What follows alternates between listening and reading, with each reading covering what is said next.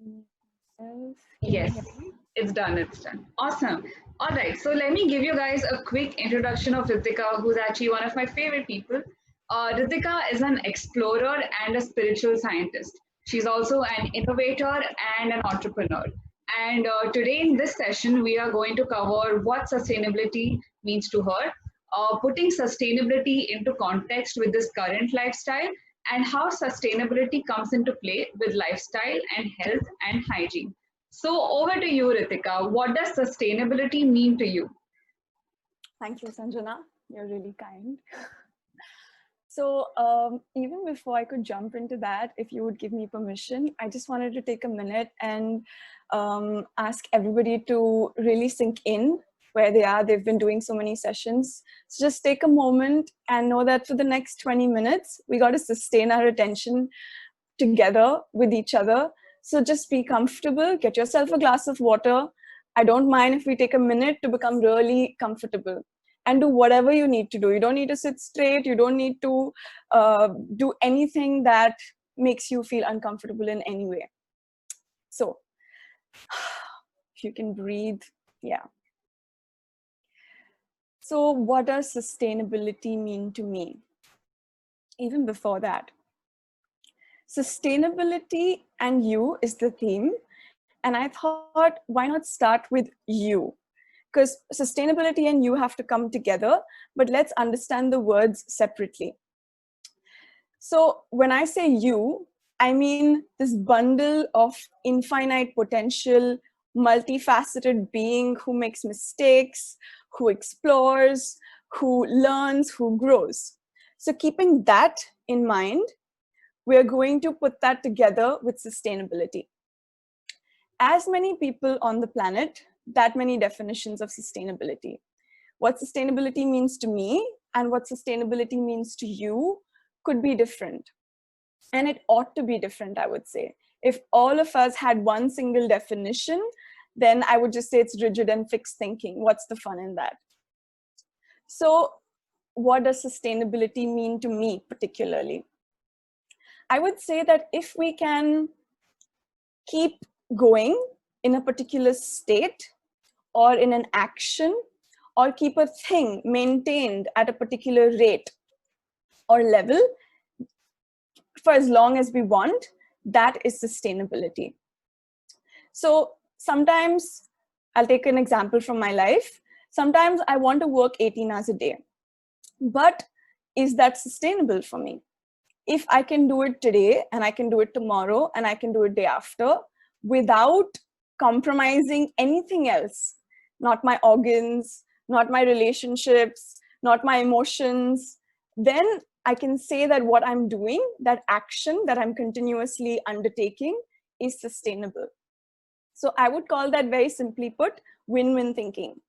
So if it's causing a loss somewhere else, at some point in time, whatever we're undertaking is not going to be sustainable. And so that requires us to think of more than just that one tiny choice that we're making. It requires us to kind of cultivate a holistic thinking, integrated thinking, systems thinking. That's what I would call it.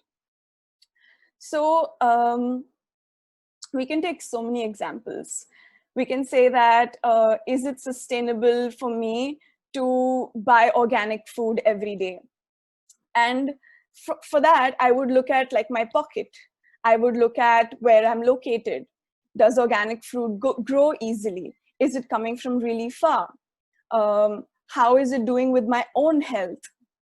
So all of these questions we can ask ourselves, and nobody outside of us can ask these questions to us, because we know best from the financial, the emotional, the spiritual, the physical perspective, if something is sustainable for us or not. Does that, so far, are you with me? Yeah? Yes, absolutely, Ritika. And I'm just going to, all right, so somebody's also written a yes downstairs. So everyone at the bottom of your screen, you should see a couple of buttons that say yes, no, go slower, go fast, more. So you can just click on the yes. So there, Anjali has put the yes tick mark there. So this is how we'll maintain our interaction without being too disruptive. Over to you, Ritika. Sounds good. So, firstly, I would say it is about creating a win-win for yourself and everything outside of you. And then the question often comes, how do I know this is sustainable for me and sustainable for everything outside of me? Remember, I said you are multifaceted, intelligent, learning, growing. So I would say pause before making a choice. So if you're about to buy your next packet of paper plates or tissue paper or bamboo straws or bamboo toothbrush, just pause. And I would say ask yourself, am I choosing this because I got excited? Or is it because my friend bought it? Is it because, you know, there is this whole movement going on and I want to be a part of it? Or does this truly feel authentic to me right now? Does it feel really suitable for my context? Does it feel like it's going to serve my need?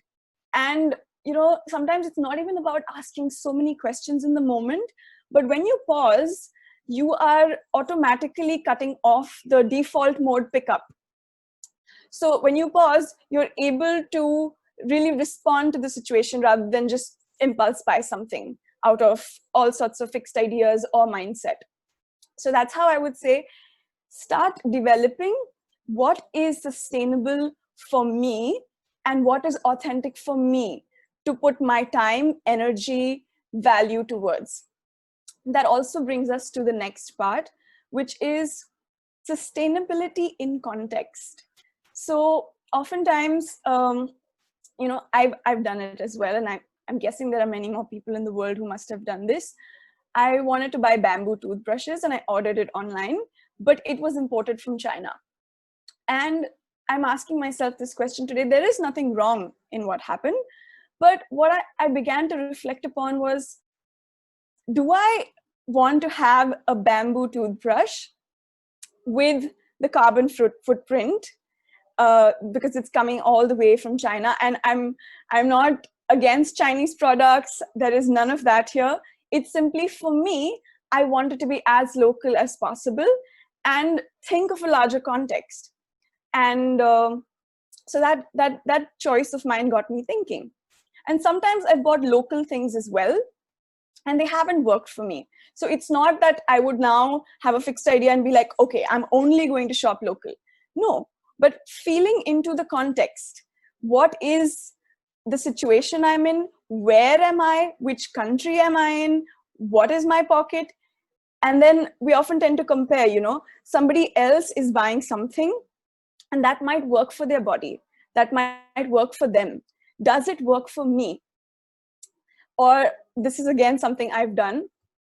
I'm eating, for example, some chaat somewhere, and the guy doesn't have uh, a paper plate, or if he has a paper plate, it's with aluminum foil on top. And I've often made like a ruckus about it, if not outside, then inside, or given him a nice big lecture. Understanding that context again. This is somebody who's selling you chart, who is at his own level of awareness, who is probably not concerned about the planet right now because he needs to put, you know, food on his family's table. And for me to judge and project and expect and then create a situation out there, I just felt like, what am I doing? And so that's one. And I can give you so many examples like that, where I have to, you know, to stay rigid to an idea. Say it could be veganism, it could be towards plastic. I have often taken decisions which is not a win-win in the larger context. Something has been compromised because of me staying rigid and fixed with a certain idea of sustainability. So it is so important that we see what is the context that we are present in. And I'll give you an example. This is now from the global perspective. I don't know how many of you are familiar with quinoa. It's this grain, and it's known to come from South America. And today in the health circles, in the yoga circles, it's pretty recommended, and you'll see it in all the fancy restaurants now. So this used to be, and it still is, a local staple food in South America. Or let's just take Peru, for example. It's grown and it's been eaten for generations.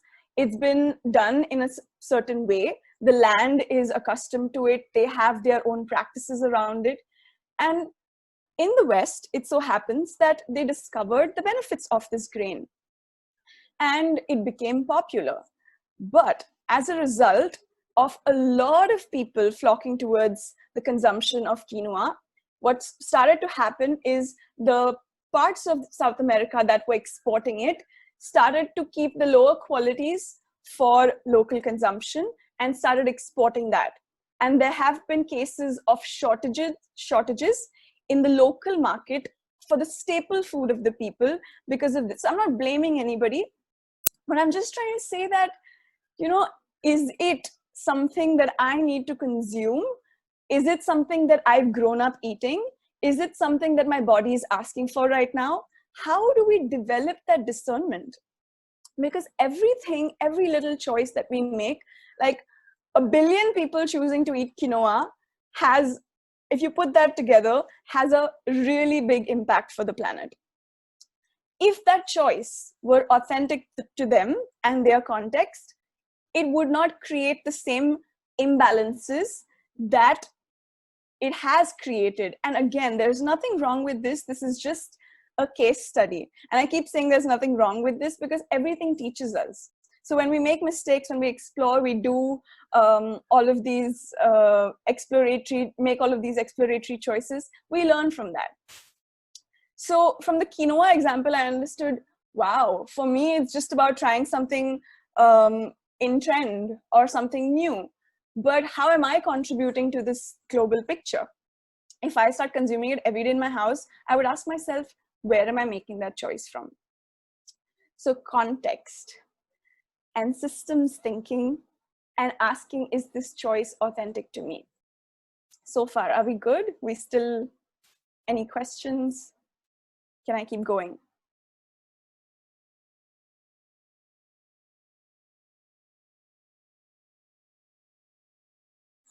Sanjana, if you can hear me, I can't see the chat. So. Hi Ritika. So no questions in the chat so far, but I'm requesting all our participants, if you have any questions at all, the chat bar is right there. You can chat with everyone publicly, which means Ritika and all the other participants can also view your questions. All right, so I think we can continue, Ritika. So far, so good.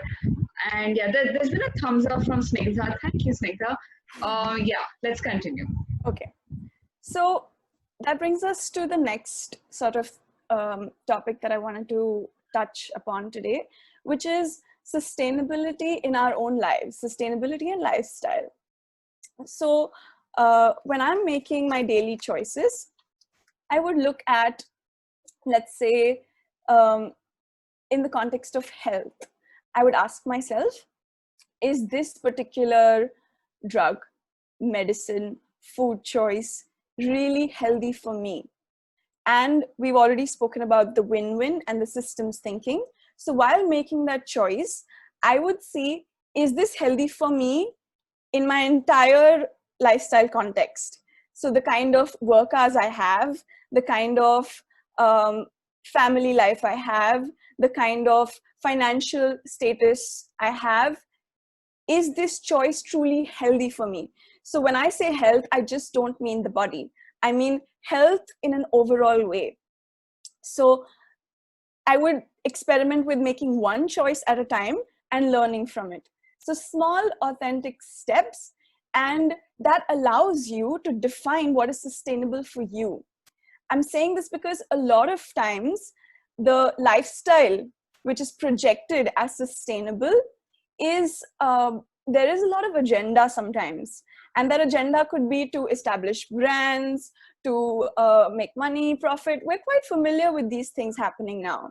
So what might seem as projected sustainable lifestyle yoga pants, yoga mats, eating quinoa, going for therapy of a certain kind, baths, da da da. Is it relevant in my context and suitable for my lifestyle? So, taking the understanding of sustainability, keeping an open mind, growing in the understanding, and really making it suitable to your own lifestyle and your own context and carving that for yourself, rather than taking something from outside and then just allowing it to imprint you and then feeling lost and confused. And that happens because it wasn't your authentic, independent thinking in the first place. You know, and we've all gone through this. I have seen really powerful, influential figures and been excited to only realize that that wasn't for me and I can't keep spending so much. And that doesn't mean I'll never be able to, or it'll never be for me. Just for now, it's not for me. And maybe in the future, it will be, either when I can afford it or my body is at that level of sensitivity. Sometimes you can't tell the difference. And whatever you're eating right now is feeling healthy to you. So listen to your body. That's one piece of advice I would say. Listen to your body and you cultivate it.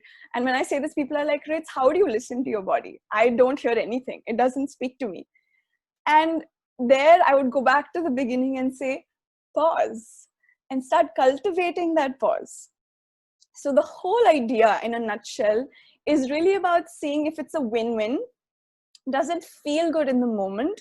And even if it doesn't and you make another choice, you learn from it.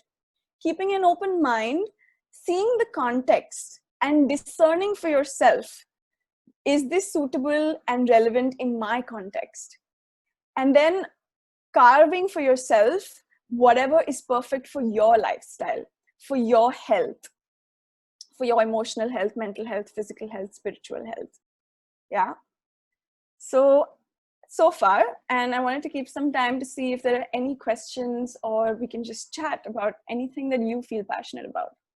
Thank you, Ritika. So Zainab has a question. Mm-hmm. Do you mean that we should think on the global level before buying anything?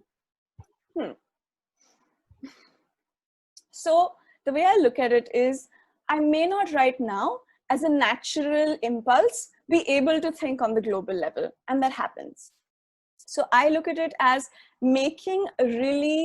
start inculcating to make really thorough choices that are good for you, which feel good for you and all of you. And if all of us started doing that, so again, let's take the 1 billion example. Let's say 1 billion people on the planet, each starts making choices that is authentic to them, automatically becomes a global impulse. So if all of us are not consuming poultry because it's been branded as good and healthy, each of us starts choosing our own things, there is a certain kind of balance which automatically gets created. But all of us, because of the fad thinking or not being authentic to ourselves, start eating poultry, you suddenly see an imbalance somewhere. So when you are thinking truly local and you are thinking win-win, it starts to translate into global.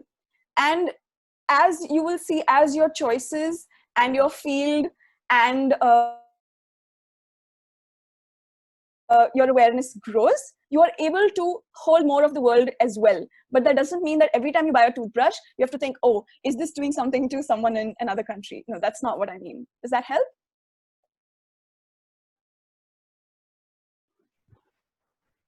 Zainab, if you feel, oh, perfect. Zainab says it was an amazing explanation and thank you. Thank you.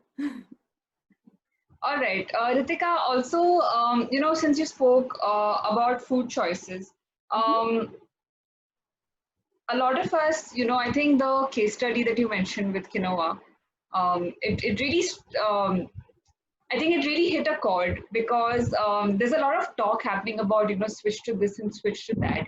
And like you mentioned, half the times it might be a fad that you relate with. But I think what you should essentially really relate with is what your body speaks to you. True. Absolutely. Awesome. So I don't see any more questions on the chat box yet. Plus, we are here at 3:50. Our 20 minutes are up. Yes. And I think the session was so amazing, Ritika. It was perfect and concise and to the point. And if anybody has any questions for Ritika that they might not want to kind of put on the chat box right now or would like to talk to her one on one, you can mail us at host@thepinkboxindia.com and we'll forward all your questions to Ritika ASAP. Thank you. Thank you, Ritika. It was Awesome, great Sanjana. listening. It was great. Thank you, Ritika. It was great listening to you, says Snigdha on the chat box. And I completely resonate with that. Thank you, Ritika. This has been such an amazing session. And yeah, thanks for being here. See you. Bye-bye. Thanks for having me. Bye. All right, so we will be back at 4 o'clock with a session on hormones and gut health with Janvi Chitalia. Janvi Chitalia is a functional nutritionist and she has some amazing points when it comes to how your gut health and your hormones can affect just about everything in your body. So we will wait for Janvi. She will be here in 9 minutes. That's at 4 o'clock sharp. And in case you guys have any questions about hormones or gut health, you can write it down in the chat box right away.